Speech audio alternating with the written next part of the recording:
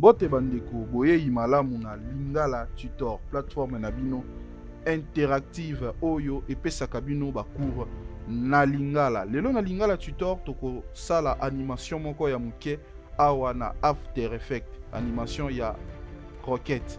Sans plus tarder, toko ya awa na nouvelle composition. Toko ya awa na nom de composition toko koma Rocket.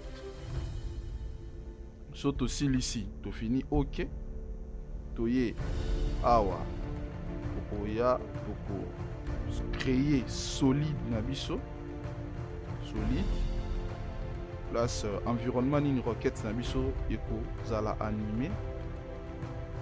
Donc ça dépend ya couleur rose préférente tokoya tokoma couleur moniti forme ya mauve tokocha awa. Et la suite toko yana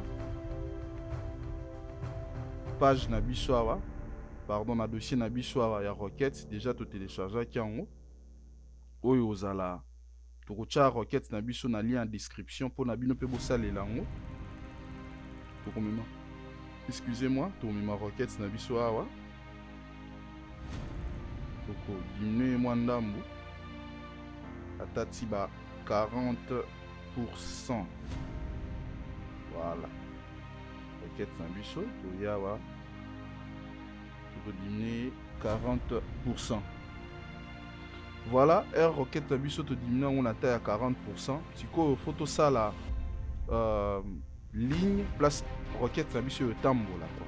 Place Rocket na biso etambola to sala trajectoire to tracer trajectoire to bundelu place Rocket na biso et otambola donc et obanda awa ti ekei awa pona osala ngo c'est simple to ya na outil na biso ya plume to ya to bloquer nanu pona to déranger ba calque oyo te to kiango donc to lingi Rocket na biso e banda awa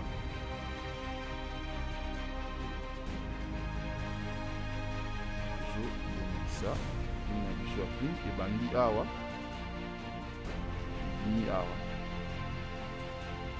ensuite e baluki to bandela sipeni na trajectoire na kembeni na sali yango voilà peut-être na biso e bandi awa yeti e bimi awa donc baligne oyo to tracé oyo ya mutu eko définir parcours ya Rocket na biso to toujours pour ça là la trajectoire moko bien pour na animation pe ezala fluide non bomona comment nazo bomisa trajectoire na biso.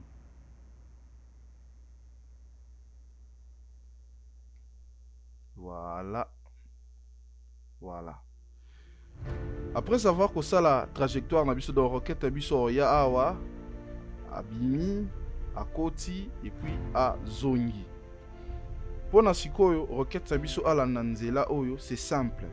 Tokoya awa otala bien na flèche ou na cliquer na ena contenu après contenu na ya na forme et même biso awa na tracé 1.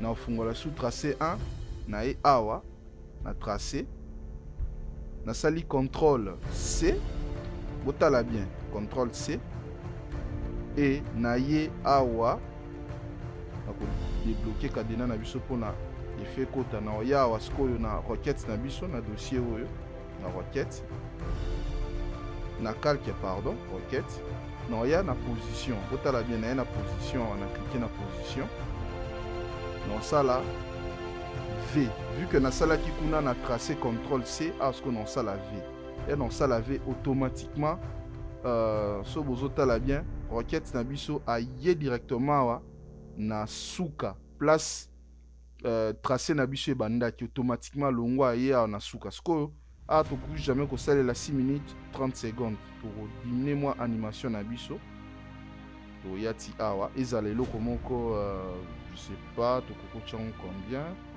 selon keyframe ndenge eza tokotia yango ata 6 secondes ou 5. Voilà, totia yango 5 secondes.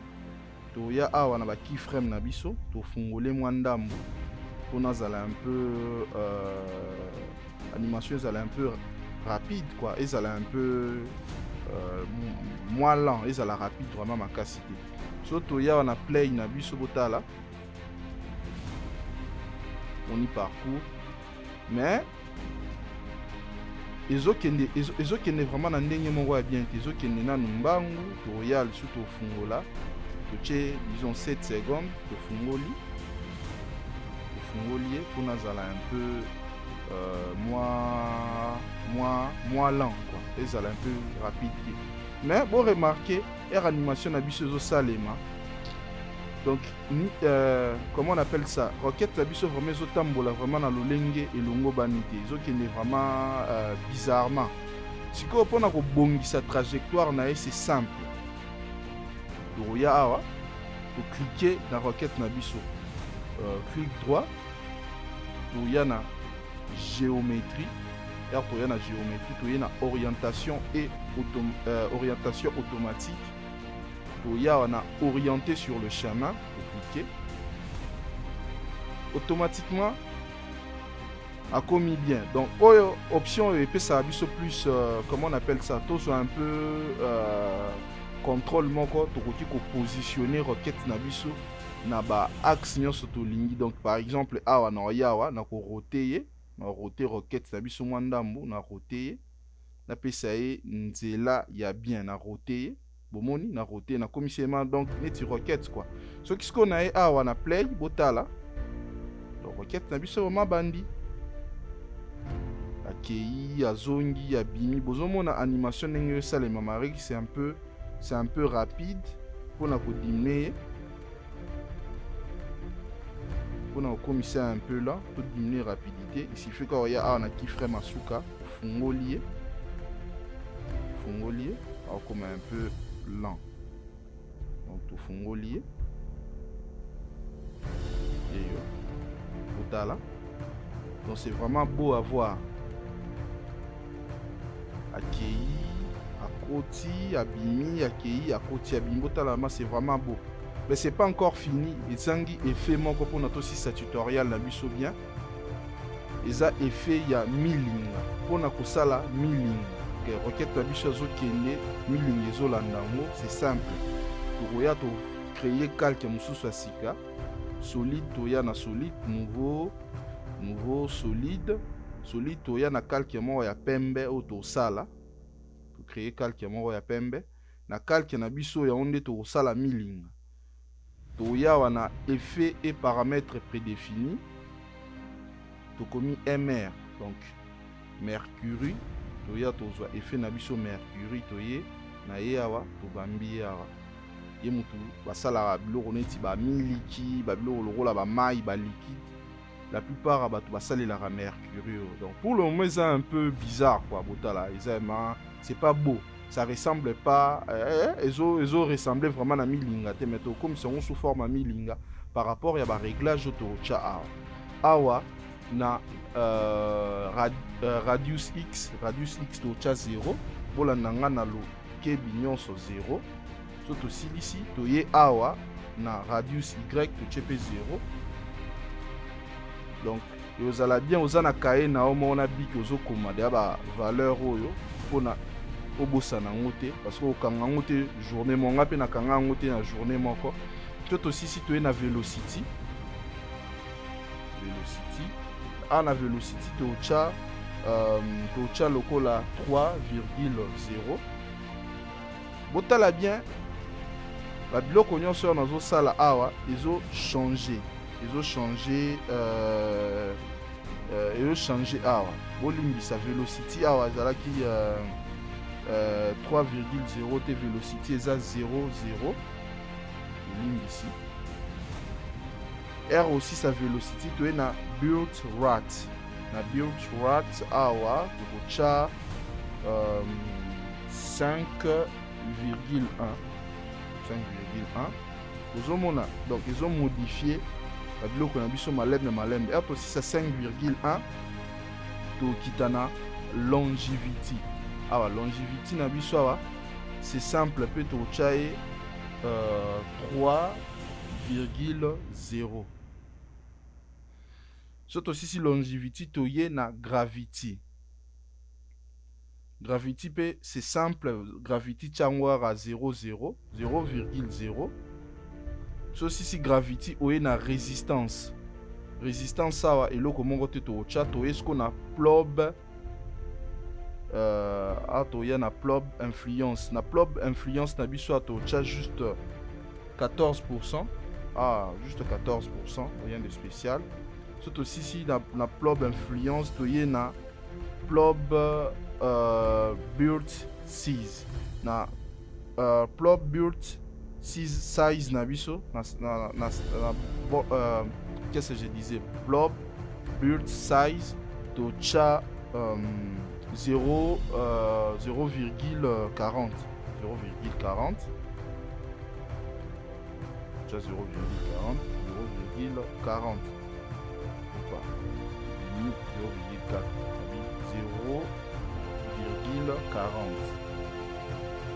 ça. Et puis nasuka to yawa na oilandi to chaye 0,0, juste 0,0, ça suffit. Blood dead size 0,0. Donc il y en a on aura 0,0. Et pour finir effet nabiso tokoya na light. Na light awa tokoya na intensity light. Intensity light tocha na biso kaka 0,0.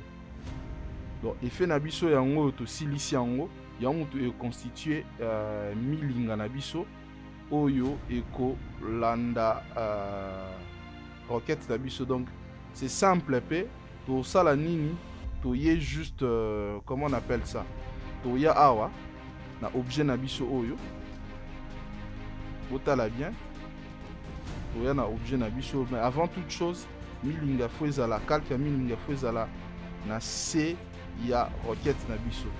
Donc to ye awa to fungoli to ye na position to copier position na e. Et puis to ya awa na calque na biso ya pembe oyo calque oyo ya pembe to créaki to fungola e. To ye na effet to ye na CC mercury oyo to fungola e. To ye na partie ya production à produit, il y a un truc comme ça, production, un truc comme ça. To yawa to zonga na curseur na biso atina suka. Et puis toko fina on a déjà to sala contrôle C asko to sala contrôle V. Donc automatiquement à copier parcours ya objet na biso